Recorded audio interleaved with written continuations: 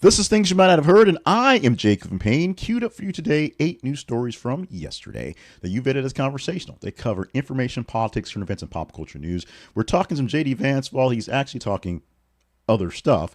Dan Lemon, who's actually talking Chris Cuomo or vice versa. And because we had to spread the hate, today we'll deal with Meghan Markle. Yesterday was Blake Lively's day. Today is Meghan Markle's day.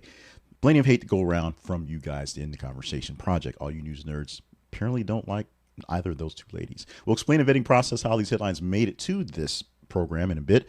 I want to remind you right now, starting off first, our main website is this. It's theconversationproject.com. Find out more information about how we do things for the Conversation Project. You can email me at theconversationinbox@gmail.com for the conversation part, going deeper into conversation. And of course, today's sponsor is Ground News. Check them out at our link. This is theconversationproject.com/ground news and get in on great news coverage. That's all the news coverage and 40% off their Vantage plans and all their plans right now. Today is Thursday, April 24th, 2025. Apologies for being a little low energy. It's been a long week, not been feeling quite above the weather. So hopefully we'll make it through the day today and hopefully make it through the day with this actual video.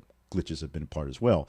No particular order as these stories are being presented, but these is basically the best way to give you the narratives that I think for 8 stories work out from the ones you deem as conversational. We'll explain which ones actually made it from the 30 that we posted yesterday in our teaser section. Starting off with J.D. Vance, who said in an interview coming off the plane a day ago that the U.S. is ready to walk away from peace talks with Russia and Ukraine if they don't actually accept the deals on the table. And that's the way the U.S. is playing this thing. That's the way Vice President J.D. Vance is speaking. He, of course, backed up by talk by his boss, the President of the United States, saying exactly what's going on in the media, exactly what's going on in the areas. Now, the problem with this one, as J.D. Vance is saying that without the actual negotiations, peace going between the two and accepting deals they're working out there, U.S. is kind of tired of this. This is a great negotiation tactic, even though they're negotiating for the two sides to end this war. And the questions will remain what happens if they actually walk away. But it's a great deal for folks who are actually wanting to negotiate and want to be a part of a peace. Now, Ukraine has done basically everything they can to capitulate, and I use that word on purpose, to what's happening by the United States. They're not a part, being Ukraine, not really a part of the deals, not really a part of the negotiations. They're just being told what they're going to do. They're going to give over mineral rights. They're not going to get any real reassurances of any protections, and they'll probably have to give a lot of land in the process. Russia is the holdout for these things. Russia keeps saying, oh, this is nice, but can we get a little bit of this here? And can we wait for this thing to happen, going back and forth? Now, whoever you want to believe in the sides of negotiation, it is a big tactic, as I said, for the U.S. to say, you know what? We're trying to be friends with both guys. You guys figure it out and back away. That's the worst case scenario for no way to get this done, as Donald Trump basically said, 24 hours, this thing is over. And it's been almost 3 months. We will see what happens, whether the love for Russia or the hatred for Ukraine, or a combination of the two, will actually find some way for these two entities to come up with a peace plan, an actual ceasefire, and a maybe real lasting peace that may end with Ukraine not giving up everything it's given up so far, and Russia not taking extra stuff just because they can. Our second story for the morning takes a bit of a swerve. So we found this article, and then we've read it, and we put it out there, and we gave a chance to get some love, and it got some love. But it's also sort of expanded in quite a bit as the story has gone on, as more people have basically gotten into it. More people have gotten to review it and go deeper for the story. And there's even more questions, if you will, than answers in this, what seems like a fairly simple story. For the headline, it reads, Fort McCoy commander suspended as Army investigates missing Trump photos. This deals with Colonel Sheila Baez Ramirez, who was a garrison commander at Fort McCoy in Wisconsin, and she was suspended following an incident involving the display of leadership portraits. Photographs shared by the Department of Defense on April 14th revealed that portraits of President Donald Trump, Defense Secretary Pete Hegseth, on the base's chain of command wall had been turned to face the wall. Department of Defense issued an acknowledgement stating, we fixed it, and announced an investigation had commenced to determine the circumstances surrounding the incident. The Army has clarified that Colonel Baez Ramirez's suspension is not related to any misconduct, and an ongoing investigation is happening to search the facts. The updated statement emphasized that no one on Fort McCoy leadership team, which includes Colonel Baez Ramirez, directed or supported the removal of any portraits. The colonel assumed command in July 2024, and in the first woman to serve at Fort McCoy as garrison commander. She has extensive military background, including roles in intelligence and international operations, lots of service rewards, so she is the real deal. But suspension sparks discussion regarding military protocol and display of leadership imagery, especially amid broader scrutiny on military leadership and recent personnel changes within the Department of Defense. Now, let's say here, as a military person, what happened ain't good. What happened is not a good look. Whether she said turn the photos over, whether she called the code red or not, is a whole nother ball game, if you will.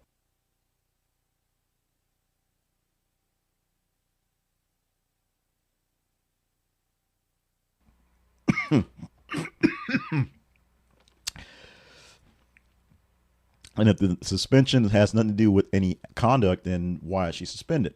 Number two.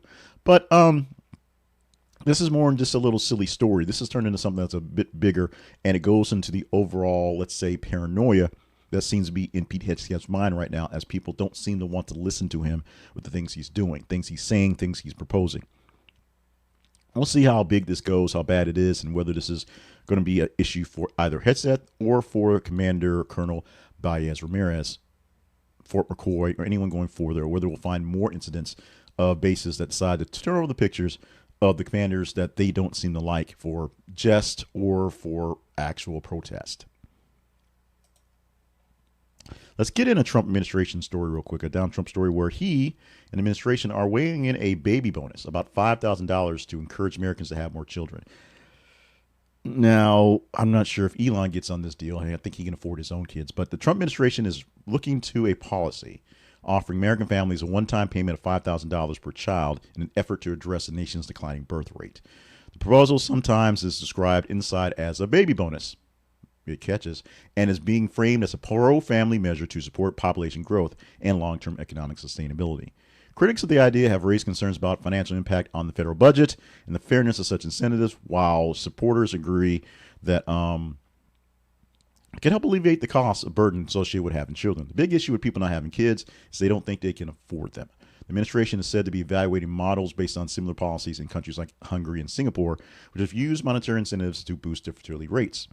It's still early stages, still going to see how this goes on. And of course, Congress has to agree for it and pay for it. The White House officials have declined to comment on whether the proposal will be part of a broader legislative plan this year, or whether this will just sort of disappear over time because it's something that's not going to happen.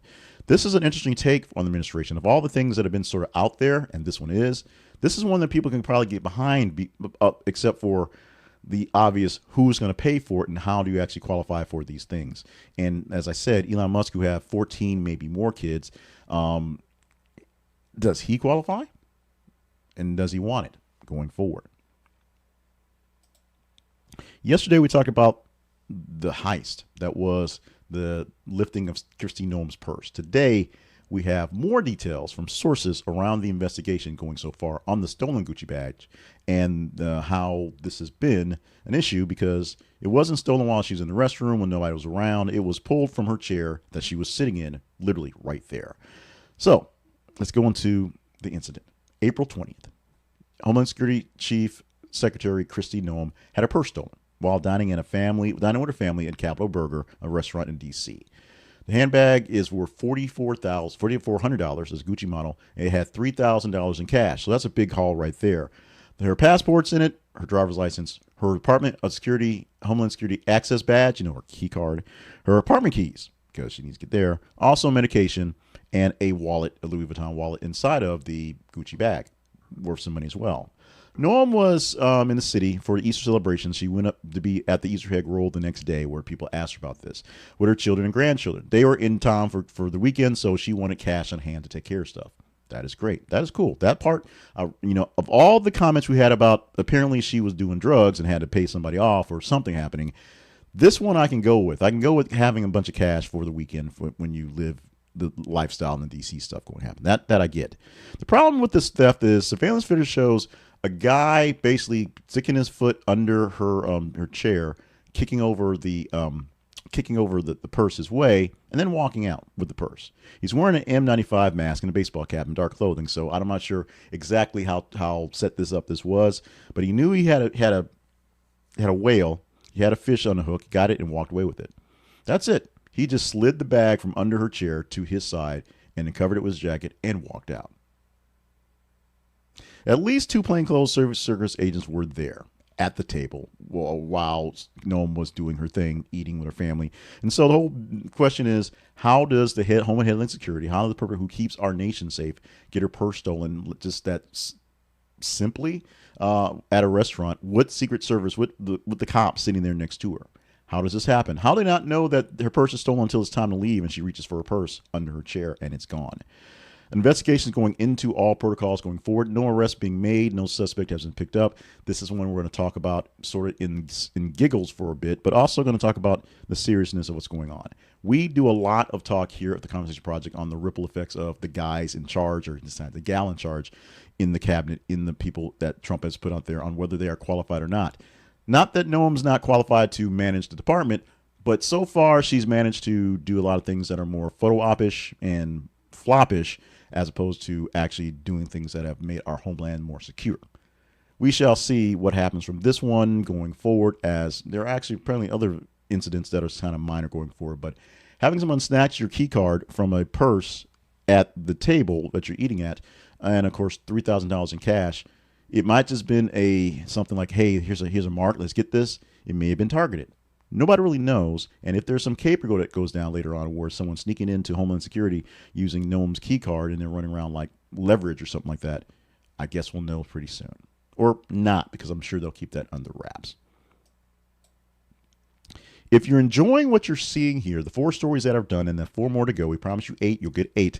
We ask a little favor to help you get more people to enjoy us and grow our platform here. We hit the magic number of 200 and I'm gonna go there because I just had a brain freeze, so I had to go look at it. We hit the magic number of 2,100 actual subscribers on YouTube, 2,102 to be exact. We sat under there, and we sat at 190 and 2097 for a day or so, a bit of a stalling, and we're glad to have that. We need more people in this so we can grow. We're trying to double up. Once we hit 2,000 a few weeks ago, try to double up in this year now, so we hit 4,000. That's about 5 subscribers per day on YouTube. We're also looking to grow our X and Facebook as well. So wherever you're watching this video, we need your assistance. Go to that page that we're on and subscribe. Follow so that you get us natively in your feed so that we're there for you. Now, to help us grow, to help the algorithm grow us as well, and help me know that I hit the right notes in the stories, like the video. If you like it, the algorithm will see this is something that other people should look at, and it'll throw out the people, and we'll see what happens there. If you like it and I see it's liked, I know I hit the right note of stories, the right note of commentary, and I didn't have such a bad day. Been feeling a little under the weather lately, so it's been hard to have the energy to do this stuff going forward. Today specifically, so it's hard to keep pushing for it. I know that the effort is worth it if you're saying you like it. Share with other folks who may like it as well, and hopefully they will like and help us grow as well. The whole point is get more people to see it via algorithms and via your guys, so we get more people engaged, more people that use their nation, if you will. And if you're not getting this native in your feed every single day, either with the hot takes on YouTube or TikTok, or the audio version of this, or the Easel newsletter, or the videos right here, someone shared it with you someplace, make sure you subscribe so you don't miss out on a moment. We do this every single weekday morning, plus the weekend show, which is a wrap up on Saturday. Back to the news and back to Veterans Affairs, where this is an interesting one that we teased yesterday, and I had to thank my good friend David, a longtime friend from back in college, who posted this. Also a veteran as well. Actually, he's still serving. He hasn't quite left yet, so he's still eking out some days in the service. But this is one because VA has been an important piece of President Donald Trump's platform about changes that need to happen, and of course, in the process, they fired a bunch of folks, so change has happened. Here's an actual statement or a policy that's come into place that may have you a bit head scratching, if you will.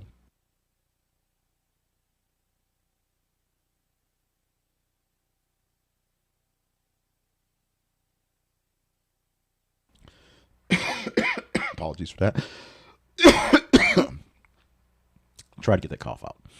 But let me get this one. So the Department of Veteran Affairs has initiated a new task force to initiate reports of alleged anti-Christian bias within its ranks, which is following directive from President Donald Trump's February executive order aimed at eradicating such bias from federal agencies. Now, we've had a lot of talk about anti-Semitic things across the board. Here's a batch that's anti-Christian bias in agencies, which may be a problem with separation of church and state. We'll get to that in a moment. The VA Secretary Doug Collins informed employees via department-wide email requesting them to report instances of discrimination against Christians, including details such as names, dates, and locations.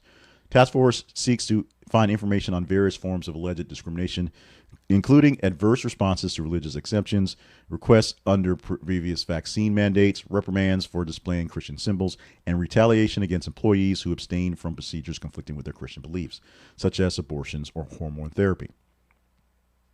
This initiative is part of a broader government-wide effort led by Attorney General Pam Bondi to identify and rectify anti-Christian bias in federal agencies.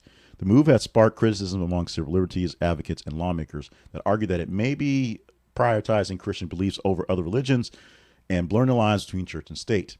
As I said, we'd get to that. Senator Richard Blumenthal, the top Democrat on the Senate Veterans Affairs Committee, expressed concerns that the task force could divide the veteran community by favoring Christianity over other religions, emphasizing the importance of equal treatment of all faiths under the First Amendment.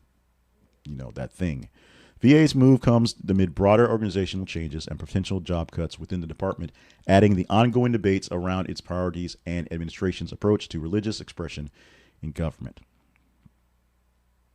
So it's a problem. It actually is a problem to put the emphasis on one religion, Christianity, and sort of fight back on people who aren't really doing difference to that. And the biggest issue is, unlike many other religions where there really is a more of a strict sect, and you can detail the sect, and if they're split in divisions, you know exactly what they do. Christianity is kind of all over the place, if you will, especially if you are evangelical, where there basically are no real rules except love Jesus and love America, I guess. So what you're seeing here is a way to basically discriminate against people who aren't Christian, who aren't professing Christian religion, and who don't want to do things because they have some sort of Christian belief. If you're tasked to do something and your belief says you can't do it, there's an issue. You may have to leave that place because it doesn't follow your beliefs, but the place doesn't necessarily have to change its policies because you don't have to follow beliefs. They just have to find some way to make things work. The push is a push. That's a bit of an extra push that should not be pushed. So, Chris Cuomo, on his News Nation show about 2 weeks back or so, talked about life at the old place. That was CNN. And he talked about what he's doing now and how he does things and the different approach he has at News Nation. News Nation lets him be a bit more free because they're sort of rebels in what they're doing. But he talked about talking to various profile people on the old show and how they would be cordial on the air, but they really hated him. They hated being on TV. They hated talking about it, hated doing the stuff, hated the interviews, hated trying to sound like they were being rational and not quite lying to us, while Chris Cuomo had to try to get the truth out of them and try to not just push them just to be angry. More news about life at the old place is coming out as he had a little talk about his bromance with CNN fellow Chris or Don Lemon at the time, saying it was fake. Now it's a bit deeper and a bit more. I think it's a bit more bitterness towards the end of the actual tenure as partners. But let's get to the actual write-up for the robot editor before we go too long on this one. Former CNN anchor Chris Cuomo has publicly criticized his past on-air camaraderie with Don Lemon, labeling their widely perceived bromance as a largely performative act. During a recent appearance on Patrick Bet-David's Home Team podcast, Cuomo revealed that the nightly handovers and joint podcast, The Handoff, were orchestrated by former CNN President Jeff Zucker to enhance ratings and manage Lemon's on-air commentary. Essentially, Cuomo was told by Zucker that he was doing this to, quote, stay over on Lemon's show to help mitigate whatever's going to come out of his mouth. Because a lot of things came out of his mouth that turned into newsworthy events, whether they were newsworthy or not. Cuomo actually expressed disappointment over Lemon's lack of support after he was dismissed from CNN in 2021, which is why some of this may be some of the bitterness of the end of the bromance. It occurred after revelations that he had advised his brother, then Governor Andrew Cuomo, during a sexual harassment scandal. With the advisement, with him speaking up for his brother and not being disclosed, essentially CNN let him go, and he went off to do other things, eventually show up at News Nation. Lemon did not reach out or inquire about his perspective during the period, basically said He should have asked me what was going on and heard my side. That's from Cuomo. When questioned about the possibility of collaborating with Lemon again, because they are now podcasters essentially, Cuomo responded, "Why would I do it?" He emphasized his values of loyalty, saying, "You're a ride or die or you're not. People have different value systems. I want him to be successful, but why would I do a podcast with him?" In an interview in 2024, Lemon actually addressed the relationship, stating that, "I never said we were not friends. I just haven't spoken to him. We needed a little break. But I love Chris. I love his family, very close to his family. We've not spoken, no." They've embarked on new ventures. Cuomo, of course, joined News Nation and has his own podcast network things, and he's doing the things with Patrick Bet David and things like that. Don Lemon launched the Don Lemon Show on X initially with Musk's backing. That, of course, got canceled after one episode with Musk. And now the Don Lemon Show is a social media phenomenon that airs on the YouTube, on the X's, things like that, as a separate entity. My views on Don Lemon, not a Lemon head, not the biggest fan of Don Lemon, but just like Cuomo, I want him to succeed because it's a venue. With less venues for all journalists to go to, it's hard to make a living and hard to make things going on. It's hard for me to do this YouTube thing here myself. So I want Don Lemon to be successful. I would work with him if, the stars aligned. I would love to work with Chris Cuomo because he's one of my big time favorites. But in this case here, where I love them together and they talked about families hanging out and stuff like that, and how Don Lemon dropped off food at the door when when the Cuomos had COVID and things like that, sound like a friendly exchange that was real, that was actually authentic. But as Chris Cuomo has said many times, some of these things are for show. Some of these things are really for show, and this is one that apparently was. For show will be Jen Psaki, who will be dropping more of her Psaki bombs in prime time coming forward as she expands her role, which technically means she's actually doing less, but we'll get to that as we read it. Because Rachel Maddow, after 100 days, is going back to 1 day a week because the work's so hard and she get paid regardless. So Psaki is going to take over some of the tasks that Maddow is doing. Speaking truth to power, if you believe that, or saying all the liberal lies, if you believe it that way. She's going to take an expanded role with the 9 p.m. Eastern time slot from Tuesday through Friday in a new program called The Briefing. So all the things she's done with all the names will be wiped away with a new show. That's 4 days a week. Rachel Maddow are going back to once a week with the Rachel Maddow Show on Mondays. The new show will premiere on May the 6th and replace both the Sunday program Inside with Jen Psaki and Alex Wagner's weekday role, which she was sort of picking up in some places, going back and forth. With Associated Press, she had an interview and she emphasized her goal to deliver clarity and hopeful stories during a turbulent time for liberal viewers. She aims to bring her deep political experience to the role while learning from Maddow's fearless, rigorous approach to journalism. Psaki also weighed in on the current White House Press Secretary Carolyn Leavitt performance, expressing concerns over transparency and press access. She gets a chance to say that because she sat in that role. She was that person, so her words are very much relevant. Call it hater response or not, she saw the same haters point at her, so she can say those things.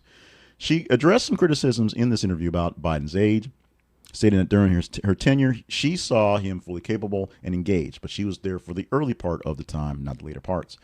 The new show will be based out of D.C., as they are, and reflecting her insider perspective on national politics.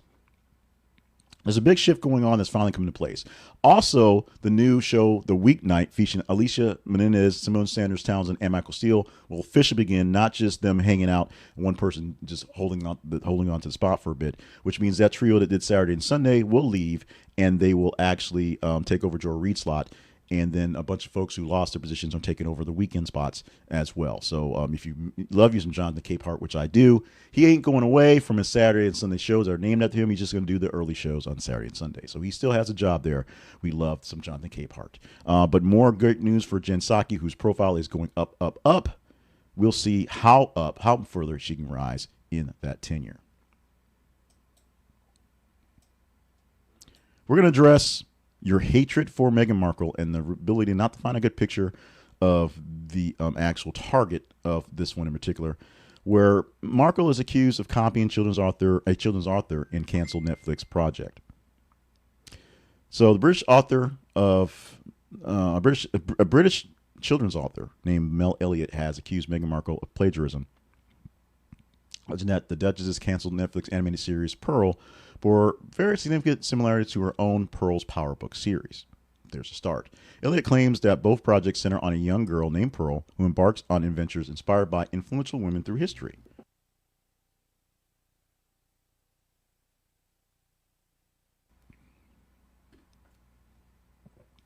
Elliott had developed her series between 2014 and 2016, had plans to adapt it to an animated show as early as 2018, including episodes that featured tennis legend Billie Jean King in the actual episodes.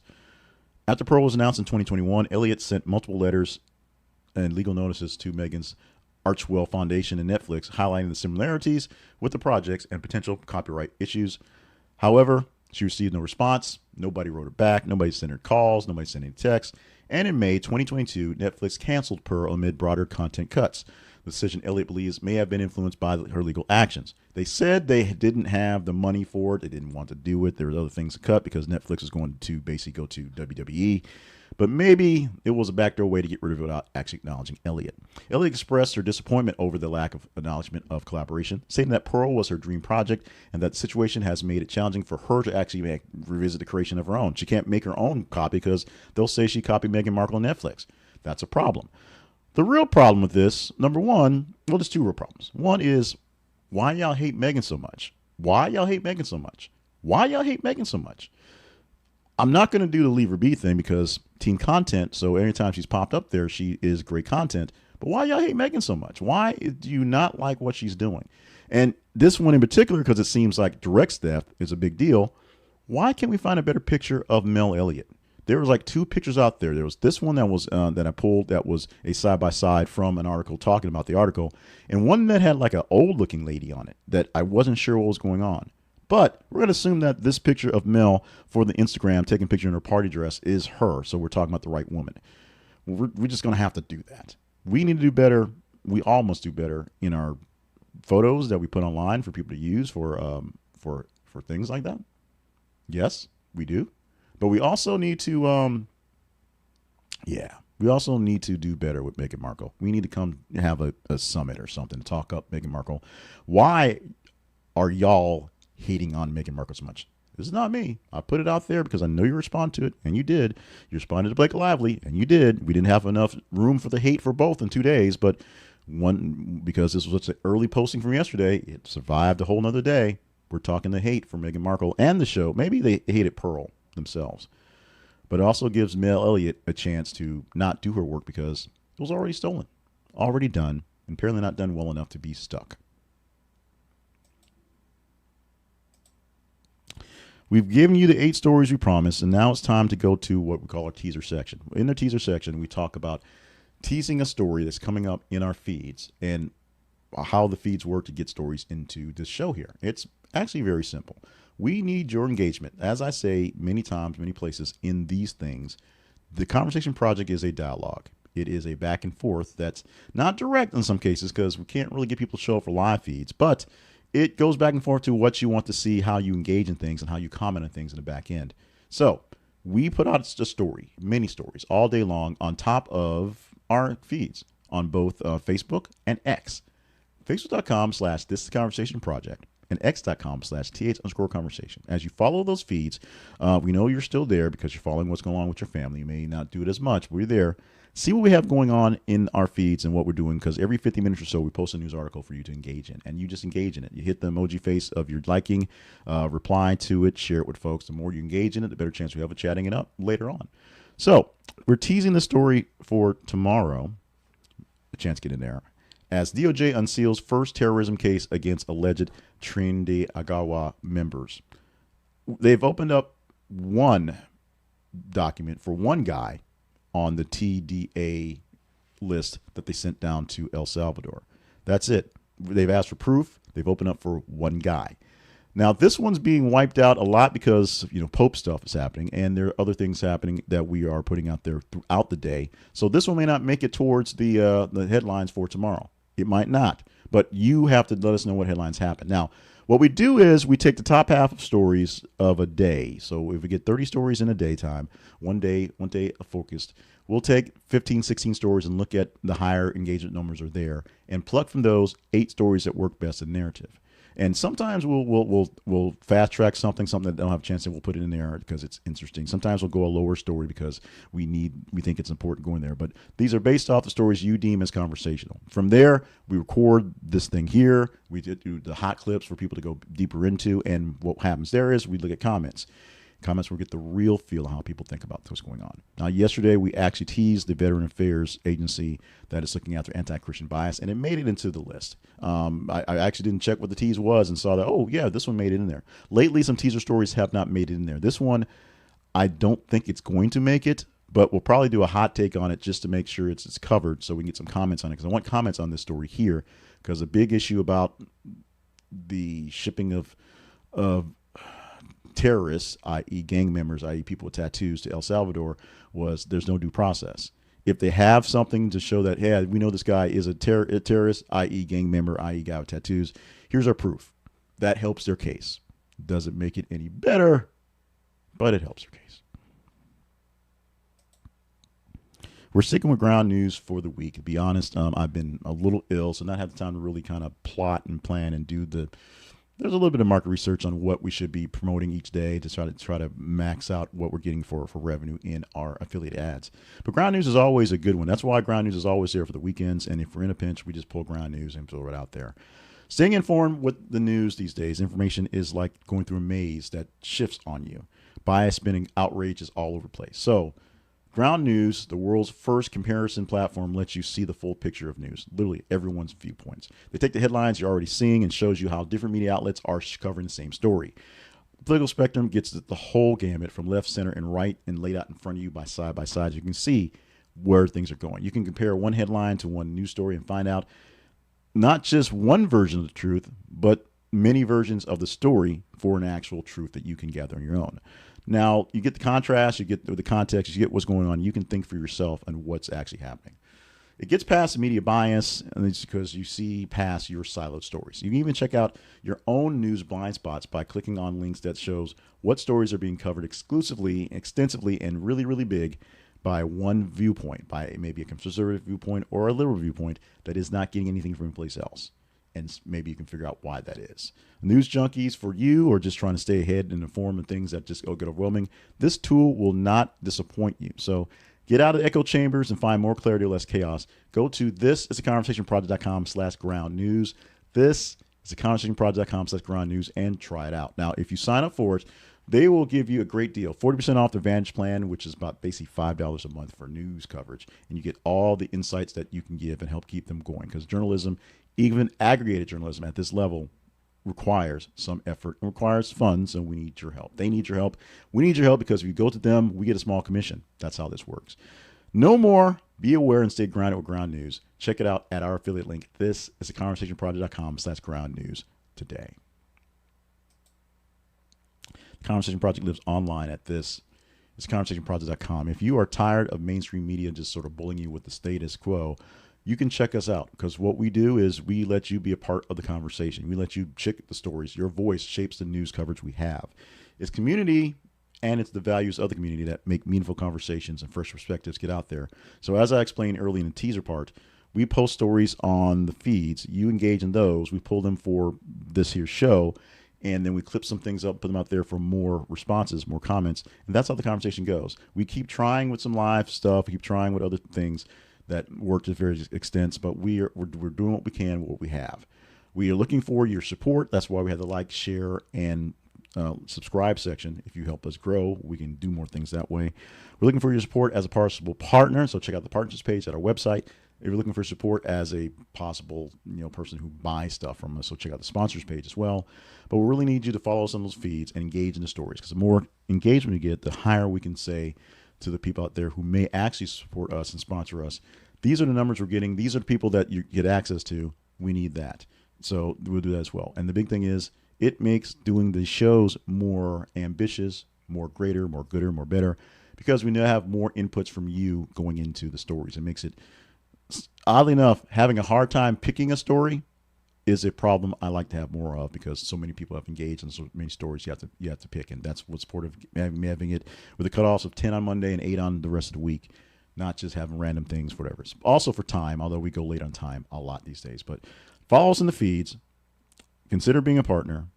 Email me at theconversationinbox@gmail.com and do the things to help keep the Conversation Project alive. And we're still alive, but one more day to do this for your news coverage. This Thursday, April 24th, 2025 edition of Things You Might Have Heard is now done. So prep for a Friday edition for the news stories we are putting out there for you to engage in right now. Do you want to talk about TDA?